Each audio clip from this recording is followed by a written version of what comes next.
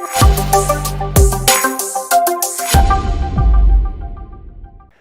y'all, it's your favorite trainer with a belt buckle. Today we're going to go over the most important pages that you need to know for the ACE textbook, CPT 2022. If you want to become a successful personal trainer, it's not going to be in this book though. 800 pages of malarkey. Read the book.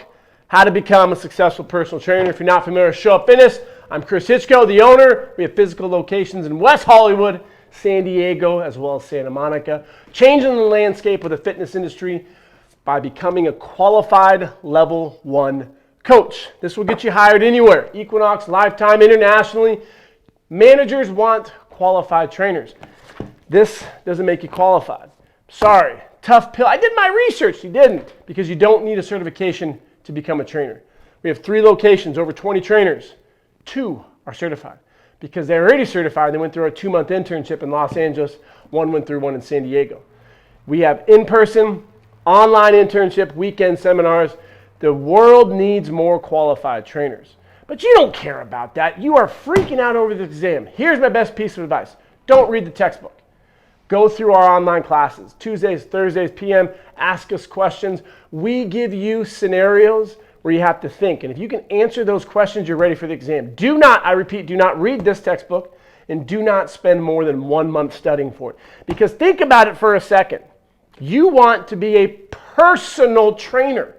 That means hands-on. This doesn't teach you how to do it. Look at the programming. It's absolutely terrible. I've been a trainer for 20 years. I can't even find the programming in here. If you want to be successful, you need hands-on learning. And I understand people get pissed off. Why are you so negative? No, I'm negative at our viewpoint from other professionals. 90% of us quit. The sustainability long-term isn't there. Trainers are not qualified. They may look the part. Look at my biceps, they're giant because they are. But you don't know how to train someone. You know, regress and exercise, progress, programming like we teach you at Show Up Fitness. So let's go through this. Don't get all freaked out. 5 pages I tell you to memorize.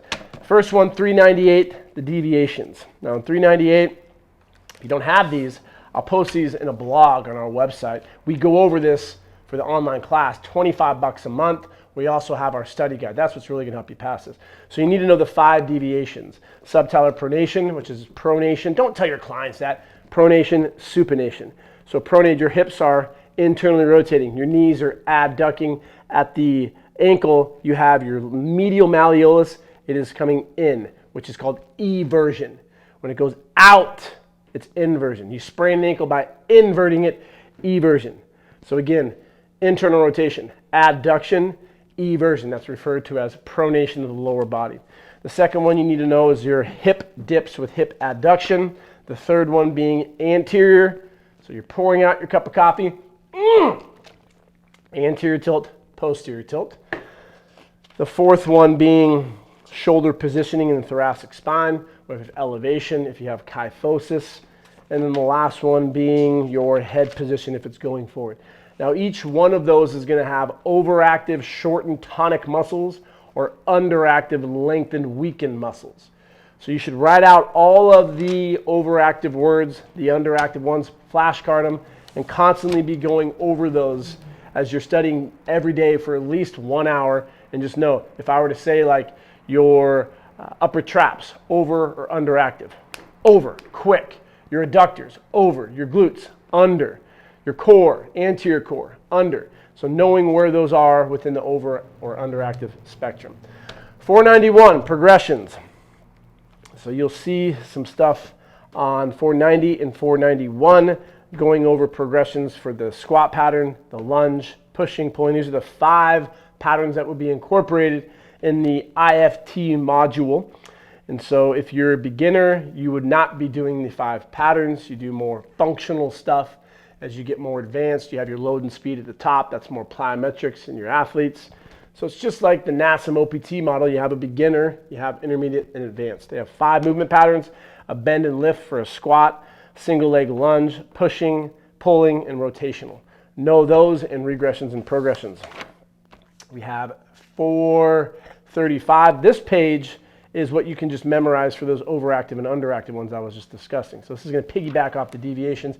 Out of the 150 questions on the ACE exam, you will see a lot from these deviations. So this chart right here, table 10.7, again, I will post these on Instagram as well as our blogs. Just memorize the difference in the overactive or the underactive in the compensation. So if I say something like a forward lean, you need to think, all right, so if I'm leaning forward, what's underactive? Your core is going to be underactive or lacks core stability. Knowing if your knees move inward, the overactive muscles, your adductors, your TFL, tensor fasciae latae, that's a lateral hip muscle, and then the underactive ones will be your glutes. Next up, chapter 10, the cover. So this is the beginning of this chapter. I think this is good just for recognizing the ACE terminology. If you look on page, it's just the cover of chapter 10, but 387 probably.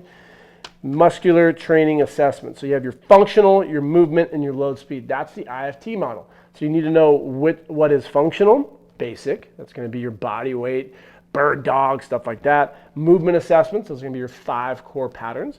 And your load speed assessments. You'll see a lot from these assessments. They're going to ask about the McGill torso, the Y balance test, the unipedal stance. I guarantee you'll see stuff on there. The movement stuff with those 5 patterns, and then the load speed, so speed, agility, and quickness. Next up, 397. And this is, 379. Your basic for your reps. So you need to know table 912. So how many reps for general fitness? So they're going to say, Amber is 37 years old. Her general goals are to lose a little weight and get a little stronger. She has this, she has valgus, whatever. So 8 to 15 reps is going to be for general fitness. How long are you resting for? 2 to 3 minutes in the intensity. So flashcard those. General fitness, reps, rest, intensity, endurance, greater than 12, less than 30 seconds of rest, less than 67% intensity. And hypertrophy, 6 to 12 reps. They want you resting 30 to 90 seconds, which is dumb. But anyways, do what they want you to do. 70, where they got this one, I don't know, but 67, 85. Just flashcard those. Power, we have 1 rep, we have multi-rep. You need to know the difference between the reps that you would be doing that for and the intensities. So for a 1 to 2 rep, you want 80 to 90%. Whereas a 3 to 5 rep multi-effort power, you'd be doing 75 to 85. So a little less intensity, but you're doing more reps, a little more intensity, 1 to 2 reps. Just flashcard this entire table. Know that you'll probably see a minimum of 5 questions. And last but not least, chapter 11, when we get into the regressions. So chapter 11, starting on page 467. These are the main chapters that you need to know. I'm giving you the pages, but I'll also give you the chapters.